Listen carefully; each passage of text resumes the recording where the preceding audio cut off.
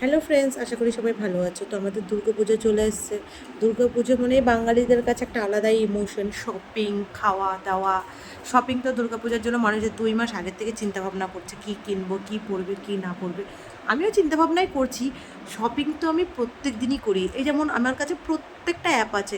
Amazon, Flipkart, Meesho, তারপরে আরও মিন্ত্রা, নাইকা, সব রকম আমি অ্যাপ ডাউনলোড করে রেখেছি। রীতিমতো সব অ্যাপে আমি রাত্রেবেলা যাব, যখন সবাই ঘুমিয়ে পড়বে রাত 10টার সময়, আমি অনলাইনে যাব, ওই অ্যাপে যাব। অ্যাপে গিয়ে যত কিছু আমার ফেভারিট, যত কিছু আমি প্ল্যান করে রাখি যে এইবার দুর্গাপুজোতে কিনবো, সব কিছু আমি অ্যাড অ্যাকাউন্ট করবো, অ্যাড টু কার্ট করে রেখে তারপর যখন টোটাল বিল দেওয়ার টাইম আসে তখন আমি আবার ব্যাক করে আবার চোখ বন্ধ করে আবার অন্য অ্যাপে চলে যাব।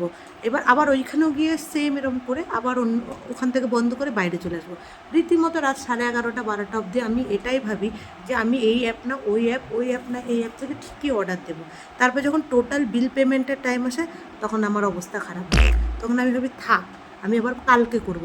এই করে করে করে করে লাস্টে পুজোর পুরো 2 দিন আগে আমার মনে পড়ে আমি তো এবার কিচ্ছু কিনি নাই। এরকম আমি প্রত্যেক বছর করি, রীতিমতো প্রত্যেক বছর প্ল্যান করি এইবার আমি অনলাইন থেকে এই কিনবো ওই কিনবো, এরকম অনেক কিছু কিনবো, কিন্তু আমার কিচ্ছু হয়ে ওঠে না। কার কার এরকম হয়েছে অবশ্যই আমাকে জানাবে।